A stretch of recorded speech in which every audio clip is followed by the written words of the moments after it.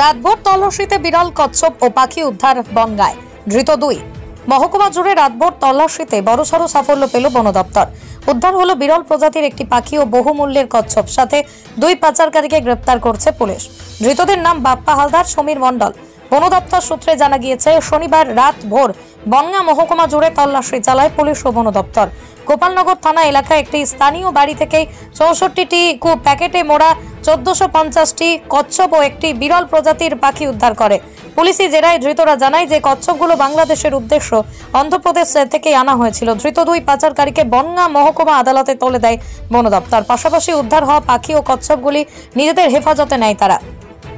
এটা একটা গোপন সূত্রে সোর্স ইনফরমেশনে বন দপ্তরের কাছে খবর পৌঁছেছিল যে একটা চক্র কাজ করছে, যারা এই ছোট ছোট প্রজাতির যে কচ্ছপগুলো সেইগুলো বিভিন্নভাবে চোরাপথে এনে বিক্রি করছে।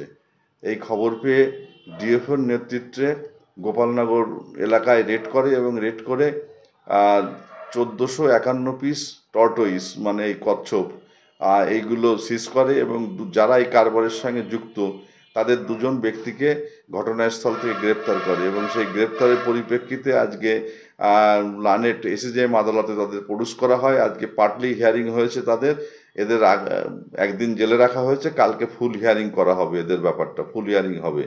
এখন এই পরিস্থিতিতে একটা টিয়া পাখিও সঙ্গে ছিল, সেই টিয়া পাখিটাকেও সিজ করেছে এবং এইগুলো একটা বস্তার মধ্যে করে প্যাকেটে করা ছিল। 25টা করে টর্টোইস একটা করে প্যাকেটে ঢোকানো ছিল এবং কোথার থেকেও এটা হয়তো আনা হয়ে এখন এই খোলা বাজারে সেইগুলো বিক্রি হবে।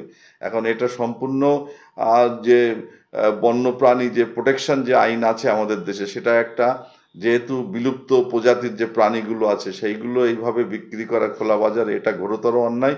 এই জন্য তাদের সেই অফেন্সের পরিপ্রেক্ষিতে বন দপ্তর এটা রেড করেছে এবং রেড করার পরিপ্রেক্ষিতে আজকে 2 ব্যক্তিকে পাকড়াও করেছে এবং যাতে তারাও তদন্ত করে দেখছে যে এর সঙ্গে আর কোন কোন চক্র জড়িত আছে সেইগুলো তাদেরকেও অ্যারেস্ট করার চেষ্টা করছে।